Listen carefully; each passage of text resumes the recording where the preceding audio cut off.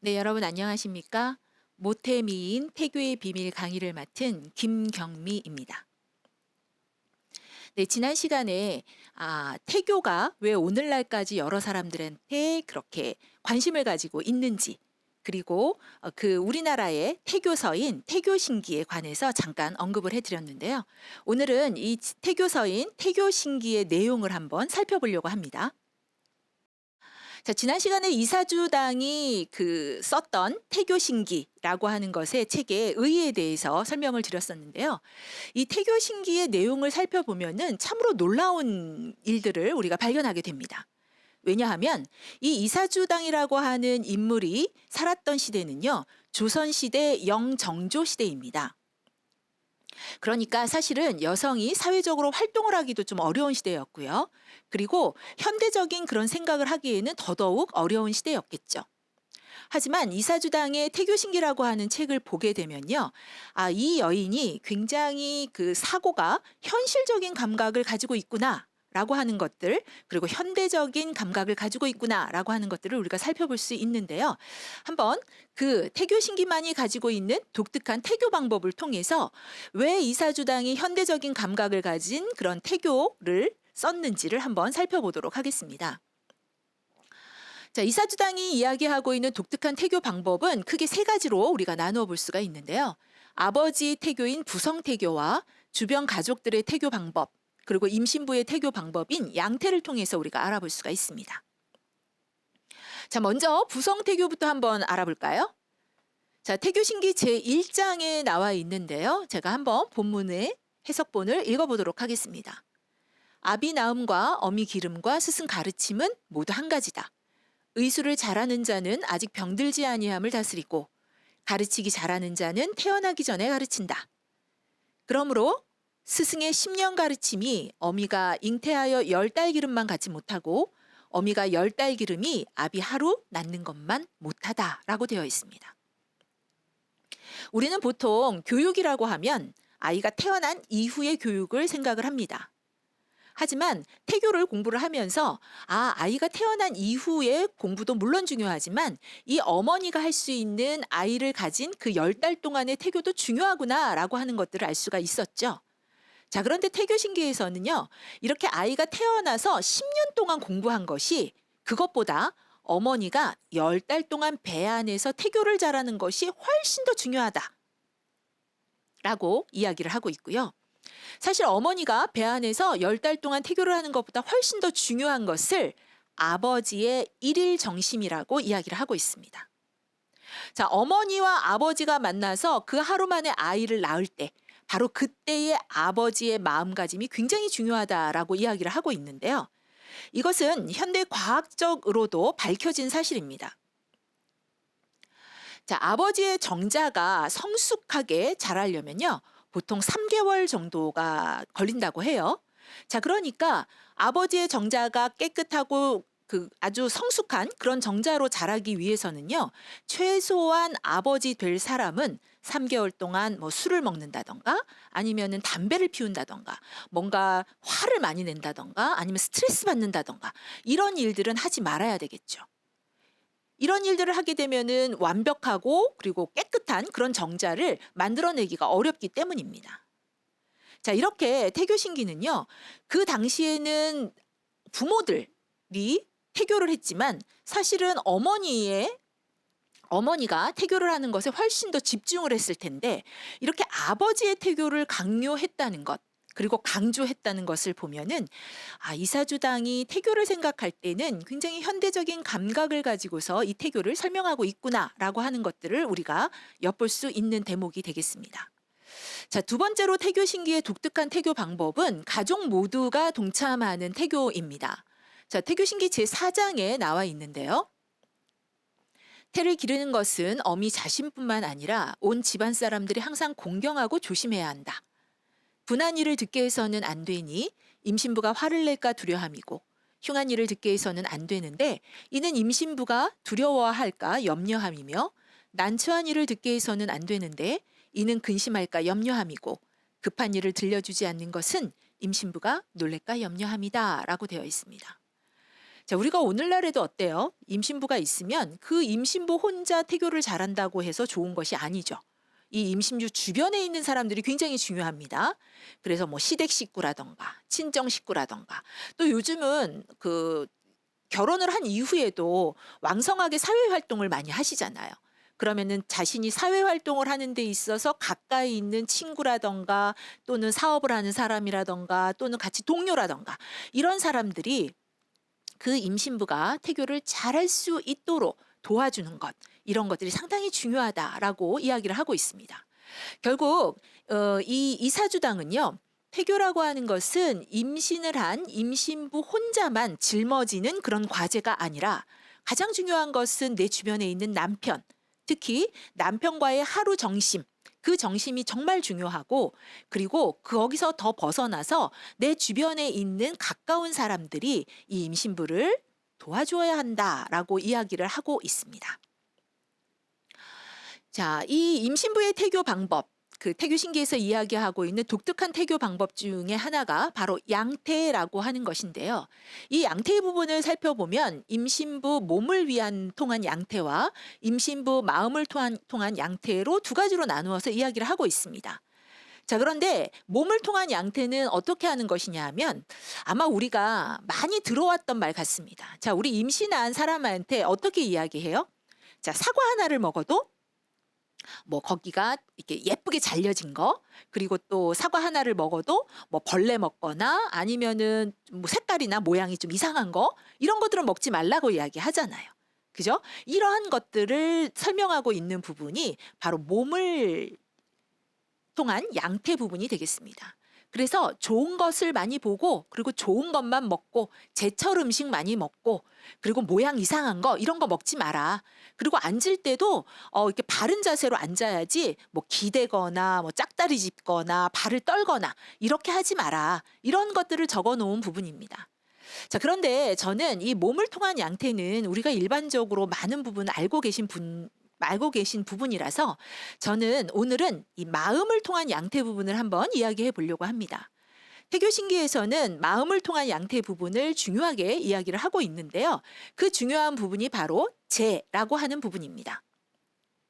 태교신기에서는 이 재라고 하는 부분들을 강조를 하면서 임신부가 어떻게 마음을 통해서 양태, 그러니까 태를 기를 것인가들을 고민을 하고 있는데요. 자, 재를 한번 보도록 하겠습니다. 여기 재를 보면요. 자, 열려전의 모의편에 나온 내용과 태교신기 제1장에 내용이 거의 비슷합니다. 자, 그래서 앞에 보면 옛날에는 부인이 아기를 잉태하면 뭐 모로 눕지 않고 모서리나 자리 끝에 앉지 않고 외다리 서지 않고 거친 음식 먹지 않고 자른 것이 바르지 않으면 먹지 않고 자리가 바르지 않으면 앉지 않고 현란한 것 보지 않고 음란한 음악 듣지 않았다. 이런 거 하지 말라는 거죠. 자, 그리고 어떤 걸 하래요? 밤에는 눈먼 악사에게 시를 읽게 하고 좋은 시를 읽게 하고 그 다음에 아주 올바른 이야기, 이게 막 이렇게 나쁜 이야기 또는 음란한 이야기 이런 걸 듣지 못하게 했던 거죠. 이런 이야기만 하게 하였다. 이렇게 해서 자식을 낳으니까 그 자식이 굉장히 모습이 반듯하고 제덕이 남보다 뛰어나더라라고 이야기를 하고 있는 게 바로 열려전의 모의편에 나온 이야기입니다. 자, 그런데 태교신기 제1장에서도 앞부분에 열려전의 모의편에 나온 내용들을 그대로 답습을 하고 있는데요. 뒷부분이 좀 다릅니다. 뒷부분에서는 이와 같이 하여 자식을 낳으면 모습이 반듯하고 재가 남보다 뛰어나다라고 기술을 하고 있습니다. 자, 모의편에서 제덕이라고 했는데 태교신기에서는 이 제덕에서 덕을 빼고 재라고 하는 말로써 이야기를 하면서 이 부모가, 그러니까 임신부가 아이를 잘 낳기 위해서는 태교를 하는데 이 태교의 중요한 부분이 바로 재라고 이야기를 하고 있는 것을 우리가 알 수가 있습니다. 자, 그러면 재라고 하는 것은 어떤 것인지 한번 알아보도록 하겠습니다. 자, 우리는 우리 마음의 구조를 설명을 할 때, 자, 우리는 하늘로부터 천명이라고 하는 것을 받고서 태어나죠. 그러면 우리는 그 천명이라고 하는 것을 하늘로부터 받아서 나에게는 성이 됩니다. 그래서 우리는 누구나 이 마음의 리인 성을 가지고 태어나게 됩니다. 이 마음의 리인 성이라고 하는 것은 살리는 마음, 그리고 살려고 하는 마음, 그래서 누구나 사랑으로 대하는 그런 마음을 우리가 성이라고 이야기를 하는데요. 그 성이라고 하는 것이 바깥으로 드러나게 되면 우리는 정이라고 이야기를 하죠. 그런데 이렇게 바깥으로 정으로 드러나게 될 때에 이 안에 있는 성이 바깥에 정으로 드러날 때 빨리 이것들을 잘 발동시키는 것, 발동할 수 있도록 힘을 가하는 것, 이것이 바로 죄입니다. 그래서 이것 정으로서 잘 발현이 될 수 있게 하는 힘을 우리가 죄라고 이야기를 하고 있는데요. 근데 이 죄라고 하는 것은 눈이 없다고 보시면 됩니다. 그러니까 옳고 그름을 가리는 눈은 잘 없어요. 자, 여기 보시면은 성이 그대로 표출이 되어서 바깥으로 자신이 가지고 있는 마음의 리를 그대로 발동을 하는 해서 나오는 정이 있고요. 그리고 반대로 사람에게는 누구나 이익을 챙기려고 하는 그런 욕심이 누구나 있습니다.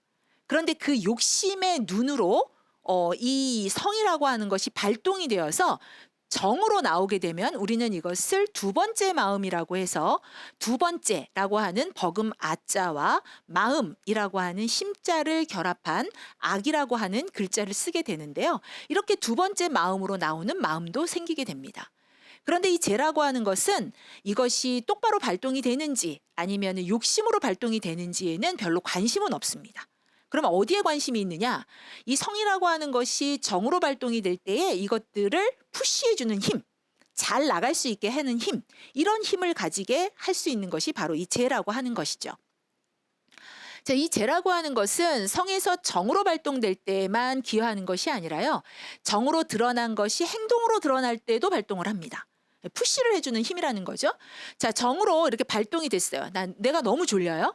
그러면은 사람이 왜 졸릴까요? 피곤하니까. 너가 살려면 지금 잠을 자야 돼. 그래야 내일 또 우리가 일어나서 열심히 일을 할 수 있어. 그러니까 졸리거든요. 그런데 이렇게 졸릴 때에 그러면 내가 너무 졸리니까 잠을 자야 되겠다. 라고 하는 것은 이 죄의 풍부한 작용에 의해서 발동되는 정입니다. 자, 그런데 그러면 자는데 내가 어떻게 자야 할까? 침대에 누워서 잘까? 아니면 책상에서 잘까? 뭐 땅바닥에서 잘까? 이렇게 선택하는 거. 어떻게 잘지 선택하는 것도 역시 죄의 힘에 의해서 우리가 발동이 되는 거죠. 자, 그런데 우리가 이익을 챙기려고 하는 욕심, 두 번째 마음이 생길 수도 있다고 말씀을 드렸죠. 자, 너무 졸린데 내일 시험이에요. 그러면 어떤 생각이 들어요? 내가 지금 자면 안 돼. 조금 더 공부를 해서 참고 공부를 해서 한 문제라도 더 맞춰야지. 라고 하는 그런 욕심이 생겨요. 그러면 이제 두 번째 마음인 이 악으로 이제 발동이 되는 거죠. 그러면은 이 악으로 이제 발동이 돼서 두 번째 마음으로 갔어요. 이때도 역시 죄가 발동이 됩니다. 자, 그런 다음에 그러면은 내가 잠을 안 자려면 어떤 행동을 해야 할까? 세수를 해서 잠을 좀 깰까? 아니면은 커피를 마실까? 이렇게 생각을 한다는 거죠. 이런 생각을 통해서 행동으로 옮기게 하는 것, 그 힘도 바로 이 죄라고 하는 겁니다. 자, 그러면 태교를 통해서 이 죄가 훌륭한 그런 아이로 키워야 한다는 것인데요. 죄가 훌륭한 아이로 키운다고 하는 것은 결국 무엇일까요?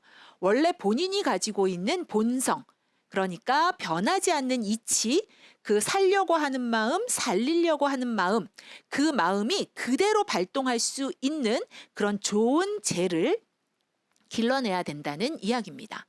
자, 그래서 좋은 죄를 가진 아이를 기르도록 하는 게 태교의 핵심인데, 죄가 좋다는 것은 그럼 어떤 것들을 이야기하느냐?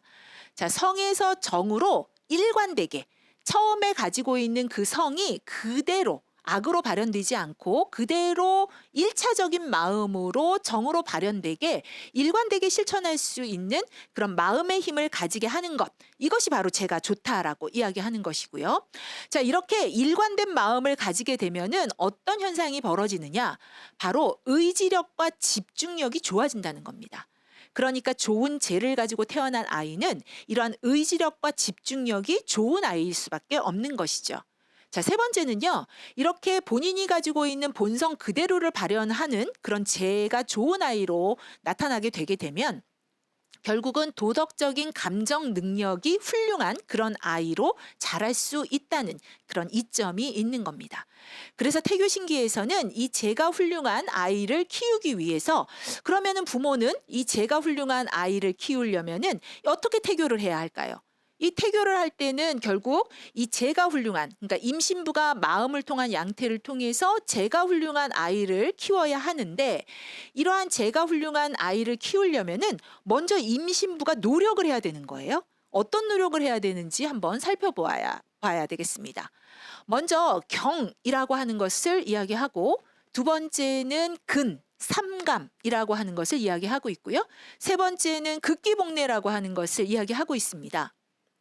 자, 그러면 임신부는 어떤 마음의 양태의 노력을 통해서 이렇게 경과 근과 극기복례라고 하는 것을 통해서 재가 훌륭한 그런 아이를 키울 수 있다라고 이야기를 하고 있는데, 그러면 각각 그 방법, 노력에 대해서 한번 알아보도록 하겠습니다. 자, 경이라고 하는 것은 무엇일까요? 보통 경이라고 하면 우리는 한자어로는 공경하다라고 하는 뜻을 가지고 있습니다. 그런데 이제 그것은 한자 말을 우리가 외우거나 공부를 할 때 공경하다라고 하는 의미로 알고 있는 것이지만요. 이 경에는 굉장히 여러 가지를 의미하는 뜻을 담고 있습니다. 첫 번째는 정제엄숙 이라고 하는 의미를 가지고 있는데요. 정제엄숙이라고 하는 것은 이렇게 몸가짐을 바르게 하는 겁니다. 그래서 머리끝부터 발끝까지 이렇게 옷도 좀 그 격식에 맞게 잘 입고, 그리고 머리나 뭐 두 발의 모습이나 그다음에 전체적인 서 있는 모습, 이런 것들을 바르게 하는 것이죠. 자, 그래서 우리는 그 율곡 이희 선생님이 쓴 경목요결이라고 하는 책에 보면 이 어린아이를 가르칠 때에 굉장히 중요한 방법이 있는데, 어린아이의 예절을 가르칠 때는 그 아이의 마음가짐과 몸가짐을 바르게 해야 된다라고 이야기를 하면서 각각 9가지의 몸가짐을 바르게 하는 법과 마음가짐을 바르게 하는 법을 구술을 해 놓으셨어요. 근데 바로 그 마음가짐을 바르게 하는 것을 보통 구사라고 얘기를 하고, 몸가짐을 바르게 하는 것을 구용이라고 하는데, 바로 그 구용처럼 머리는 똑바르게 하고, 눈이나 귀로 들을 때, 눈으로 보거나 귀로 들을 때는 사심이 없이, 선입견이 없이 보고, 손이나 발의 움직임을 정중하게 하고, 이렇게 몸가짐을 바르게 하는 것, 바로 그것이 정제엄숙입니다. 그것이 이제 경의 뜻이고요. 자, 두 번째는 주일무적이라고 이야기를 하고 있습니다. 주일무적이라고 하는 것은 집중을 하는 겁니다. 한 가지 일에 집중을 하는 것. 그래서 지금 내가 게임을 하고 있으면 그 게임하는 그 상태에 집중을 해서 게임에 완전히 몰입하는 것. 자, 공부를 할 때는 어때요? 공부를 하는 그 상태에 완전히 몰입을 하는 것. 지금 영상을 보시면 이 영상에 강사의 말에 집중을 하는 것. 이런 것들이 바로 주일무적이 되겠습니다. 자, 세 번째는 상성성입니다. 상성성이라고 하는 것은 항상 정신이 맑게 깨어 있는 것을 말합니다.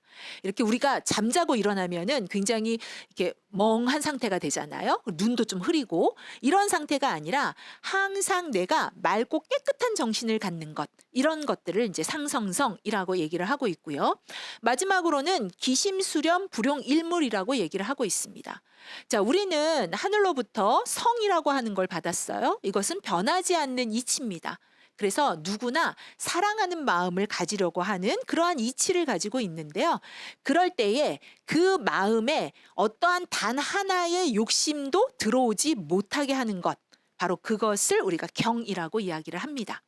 자, 이렇게 임신부가 정제엄숙하고 주일무적하고 상성성하고 기심수렴 불용일물하는 이런 경의 태도의 노력을 기울여야 비로소 완전하게 좋은 재를 가진 그런 아이를 태어나게 할 수 있다라고 태교신기에서는 이야기하고 있습니다. 자, 두 번째는 삼감, 근이라고 하는 것을 이야기하고 있는데요. 태교신기 제1장의 내용을 한번 살펴보도록 하겠습니다. 인성의 성품은 하늘에 근본하고 기질은 부모에게서 이루어진다. 기질이 한쪽으로 치우침이 심하면 점점 성품을 가리게 되니 부모는 낳고 기름에 삼가지 않겠는가라고 되어 있습니다. 자, 우리는 성품, 성이라고 하는 걸 하늘에서 받았죠? 그런데 사람이 생활을 하다 보면 기질이라고 하는 것이 발동을 하게 됩니다. 이 기질은 좋게도 발동이 되고 나쁘게도 발동이 돼요. 우리가 보통 나쁘게 발동이 되는 것을 본인의 욕심으로 발동되는 것을 이제 나쁘게 발동이 된다고 하는데, 만약 부모가 되어서 부모의 기질이 한쪽으로 치우치는 것, 그러니까 어떤 욕심으로 치우치게 되면 어떻대요? 점점 본인이 가지고 있는 그 착한 마음의 성품이 가리워진다는 거예요. 마치 그 성품이 없었던 것처럼 그렇게 가려진다는 거죠. 그렇게 되면은 부모는 결국은 이 아이조차도 제대로 키울 수가 없다라고 이야기를 하면서 부모가 된 사람은 항상 자신이 가지고 태어난 그 성품이 나쁜 기질에 의해서 그 성품이 가리지 않도록 항상 삼가하고 조심해야 된다라고 이야기를 하고 있습니다. 그래서 두 번째 임신부가 해야 되는 노력으로서 삼감 이것을 이야기하고 있습니다. 자, 세 번째는 극기복례를 이야기하고 있는데요. 우리가 극기복례라고 하는 것은 논어의 이야기가 나오고 있는데 자, 공자님이 항상 인에 대해서 설명을 하셨죠. 이 많은 인에 대한 설명을 하시면서 인을 굉장히 중요하게 생각을 하는데 공자의 제자 중에 안현이라고 하는 사람이 이렇게 물어봅니다. 선생님, 인이라고 하는 건 무엇입니까? 라고 물어봤더니 공자가 극기복례다라고 이야기를 해요. 자, 그러니까 안현이 극기복례라고 말씀을 하셨는데 그러면 극기복례를 잘하기 위한 어떤 조목을 좀 알려주실 수 있을까요? 라고 물어봤더니 네 가지를 이야기하는데요. 비례물씨, 비례물청, 비례물언, 비례물동. 얘가 아니면 보지 말고, 얘가 아니면 듣지 말고, 얘가 아니면 말하지 말고, 얘가 아니면 움직이지 마라 라고 이야기를 합니다. 자, 여기서 예라고 이야기하는 것은 예의범절, 그러니까 우리가 바깥으로 드러난 행동 양식을 이야기하는 것은 아니고요. 여기서 말하는 예라고 하는 것은 인간이 태초부터 가지고 있었던 선한 마음이라고 보시는 것이 더 적합하겠습니다. 자, 그래서 극기복례라고 하는 것도 극기라고 하는 것은 본인이 가지고 있는 여러 가지 욕심 이런 것들을 다 이겨내고 복례, 바로 본인이 가지고 있었던 착한 마음으로 다시 돌아오는 것을 우리가 이야기하고 있는데요. 자, 볼 때나 들을 때나 말할 때나 움직일 때 항상 내가 원래부터 가지고 있었던 그 선한 마음대로 보고 듣고 말하고 움직여라 라고 이야기를 합니다. 자, 그런데 이사주당은요, 이 극기복례를 설명을 하면서 공자님이 이야기하신 이 네 가지 이외에 한 가지를 더 이야기합니다. 바로 그것이 비례물사인데요. 얘가 아니면 생각하지 말아라 라고 합니다.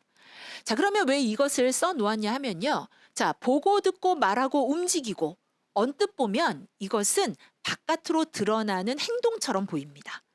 자, 그래서 임산부들, 그러니까 이 태교를 공부하는 여인들이 이 비례물씨, 비례물청, 비례물언, 비례물동을 보고 이게 바깥으로 드러난 그냥 행동인가 보다 이렇게만 생각을 할까 봐 그것이 아니라 행동하는 것이지만 사실은 이것은 머릿속으로 생각을 하고 마음으로 생각하는 것이다. 사람의 마음을 움직이는 것이다 라고 하는 것들을 중요하게 이야기하기 위해서 바로 이 생각하는 것, 얘가 아니면 생각하지 마라. 여기서 생각은 우리가 두뇌로 어떤 것들 막 생각한다는 것보다는 마음의 움직임이라고 이해를 하시면 더 좋겠습니다. 그래서 본인이 그 착한 마음으로 항상 마음가짐을 새롭게 해라 라고 하는 말로써 이야기를 하고 있습니다. 자, 이렇게 이사주당은요, 태교신기에서 제라고 하는 것을 되게 중요하게 생각을 하고 이 제를 위해서는 먼저 그 어머니가 될 임산부가 본인의 그 마음가짐을 새롭게 하고 잘 다루어야 한다라고 이야기를 하고 있는데요. 이렇게 태교를 몸을 통한 양태와 마음을 통한 양태를 이야기를 하면서 결국 태교라고 하는 것은 자신의 몸과 마음을 변화시키는 것이다. 이 임산부나 부모 될 사람이 자신의 몸과 마음을 변화를 시켜야 결국은 태아가 변화할 수 있다. 임산부가 태의 그 환경을 아주 자신의 기질을 변화시켜서 변화를 시켜야 이 태의 환경이 변화를 하고 그 태의 환경의 변화에 의해서 태아도 변화할 수 있다라고 이야기를 하고 있습니다. 그러기 위해서는 어떻게 해야 돼요? 본인이 가지고 있는 여러 가지 욕심이라든지 이런 기질을 변화시켜야 되는 거죠. 결국 부모가 자신의 몸과 마음을 변화시키려고 하는 노력을 기울이는 것이 태교이고, 그렇기 때문에 태교라고 하는 것은 부모의 수신 과정이면서 군자다운 부모가 되는 하나의 방법이라고 볼 수가 있겠습니다.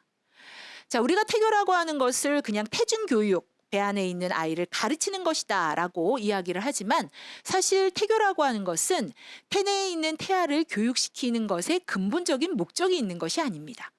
더 근본적인 목적은 아이를 가질 부모를 교육시키고 그 부모가 가지고 있는 기질을 선한 방향으로 회복하고자 하는 것, 바로 그것이 태교의 근본적인 목적이 아닌가 싶습니다.